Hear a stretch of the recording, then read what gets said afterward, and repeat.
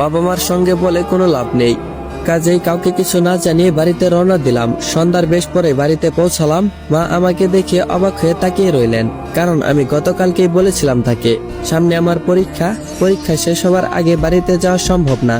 রাতে খাওয়া দাওয়া করে নিজের ঘরে গেলাম। যেহেতু ডিসেম্বর মাস, তাই গ্রামে কনকনে ঠান্ডা। ভাবি এসে আমার বিছানা ভালো করে ঠিক করে দিয়ে গেল। আমি কানে ইয়ারফোন গুঁজে মুভি দেখছিলাম। মেজো ভাই তখনও বাজার থেকে বাড়ি ফিরেনি। বাজারে আমার বাবার একটা নিজের হাতে তৈরি করা বড় মুদির দোকান আছে। আগে বড় ভাই ও মেজো ভাই বাবার সাথে দোকানে বসতেন, এখন বাবার সাথে মেজো ভাই আছেন। প্রতিদিন দোকান শেষ করে মেজো ভাইয়ের বাড়িতে ফিরতে ফিরতে 11টার পর হয়ে যায়। বাবা এশার নামাজ পড়ে আর দোকানে বসেন না, মসজিদ থেকে বের হয়ে সোজা বাসায় আসেন। বাসায় এসে রাত 10টার মধ্যে খাওয়া দাওয়া করে ঘুমিয়ে পড়া বাবার দীর্ঘদিনের পুরাতন অভ্যাস, আজও তার ব্যতিক্রম নয়। আমার ঘরের দরজা খোলা ছিল। ভাবি তখন বলে গিয়েছিল দরজা যেন বন্ধ না করি। হঠাৎ দেখলাম ভাবি আমার রুমে আসলেন, খাটের এক পাশে বসে আমার দিকে এগিয়ে দিলেন একটি প্যাকেট। একবার দরজার দিকে তাকিয়ে আবারও এক দৃষ্টিতে আমার দিকে তাকিয়ে আস্তে আস্তে বললেন, এগুলো হাতের কাছে রাখো, দরজা বন্ধ করার দরকার নাই। দুর্জয় আর বাড়ির সবাই ঘুমিয়ে পড়লে আমি তোমার রুমে আসবো, জরুরি কথা আছে। ঘুমিয়ে যাও, সমস্যা নেই, কিন্তু দরজা বন্ধ করো না। ভাবি চলে যাওয়ার পর আমার কৌতূহল মেটাতে আমি ওর দেওয়া প্যাকেটগুলো আমার হাতে নিলাম। প্যাকেটটা ফার্মেসির, কারণ প্যাকেটের ওপর আমাদের বাজারের ফার্মেসির নাম লেখা। ভিতরে আছে কি সেটা দেখার জন্য সেগুলো হাতে নিলাম। আর সঙ্গে সঙ্গে আমার চোখগুলো কপালে উঠে যাওয়ার মতো অবস্থা হলো। দেখলাম সেইখানে ফার্মেসি থেকে আনা ওইসব প্যাকেট আর একটা স্প্রে জাতীয় মেডিসিন। স্প্রে এর প্যাকেটের উপর লেখা আছে। পরে বুঝতে পারলাম এটা কি। মানুষের নাকের কাছে নিলে সেই মানুষটা কমপক্ষে 2 ঘন্টা অজ্ঞান হয়ে থাকবে, কিন্তু এসব ভাবি কেন আমার কাছে দিয়ে গেল, এটা কোনোভাবেই আমার মাথায় ঢুকছিল না। ওয়েট গাইস, গল্পের মাঝখানে তোমাদেরকে আগে কিছু কথা বলে নেই। তো পুরো গল্পটা তোমরা আগে শুনবা। যদি গল্পের মধ্যে কোনো ভুল থাকে তারপর তোমরা মন্তব্য করবা। আগে গল্প না শুনে কোনো মন্তব্য করিও না।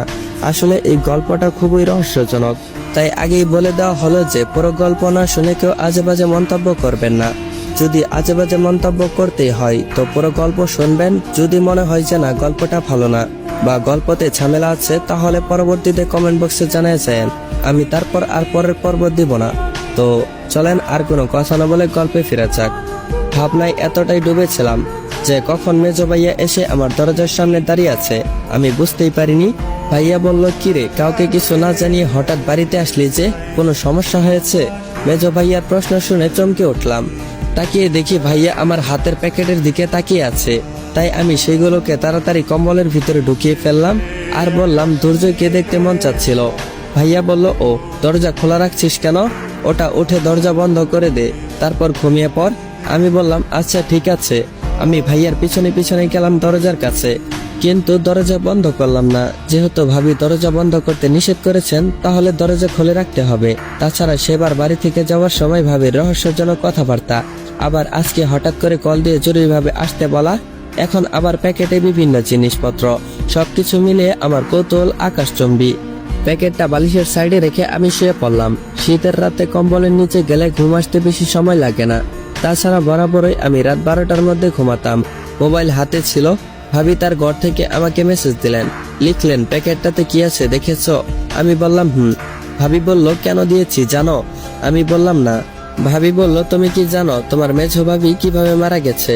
সরি, কিভাবে তাকে খুন করা হয়েছে? ভাবির মেসেজ পড়ে আমি যেন স্তব্ধ হয়ে গেলাম। আমরা সবাই জানি মেঝো ভাবি দুর্জয়কে জন্ম দিতে গিয়ে সিরিজের পর দিনই এই পৃথিবীতে চলে গেছেন, কিন্তু বড় ভাবি এই মৃত্যুকে খুন কেন বললেন? আমার রিপ্লাই না পেয়ে ভাবি আবারও লিখলেন, দুর্জয় ঘুমালে এসে সবকিছু বলবো তোমাকে। আমরা দুজনে মিলে আজ একজনকে হাতে নাতে ধরবো। তোমার দরজা খোলা আছে তো? আমি বললাম হ্যাঁ।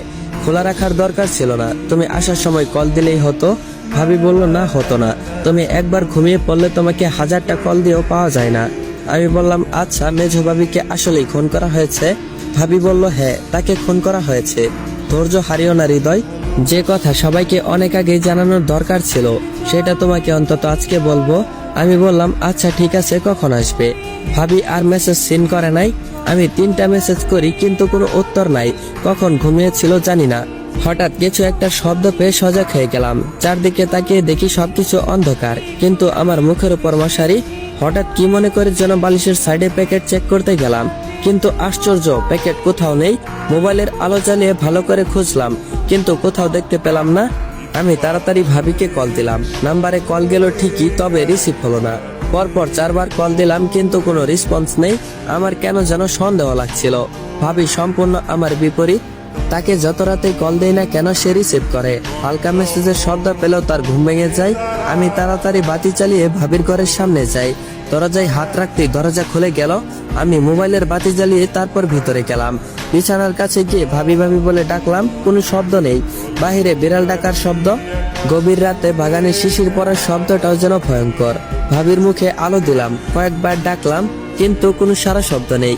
হঠাৎ পিছনের দরজায় শব্দ শুনে চমকে উঠি। তাকিয়ে দেখি মা দাঁড়িয়ে আছে। মা আমাকে দেখে অবাক হয়ে বললেন, তুই এখানে কি করছিস? আমি বললাম, ভাবিকে একটু ডাকো তো, আমার কেমন যেন লাগছে। তুমি একটু ভাবির মাথায় হাত দিয়ে জোরে ডাক দাও। মা আশ্চর্য হলেন। আমার কথা মতো বৌমা বৌমা বলে ডাকতে লাগলেন, কিন্তু ভাবির কোনো রেসপন্স নেই। ভাবি আর উঠলেন না। পাশের বাড়ির ডাক্তার চাচাকে ডাকা হলো। তিনি এসে ভাবিকে মৃত ঘোষণা করলেন। আমি পুরোপুরি স্তম্ভিত হয়ে গেছি।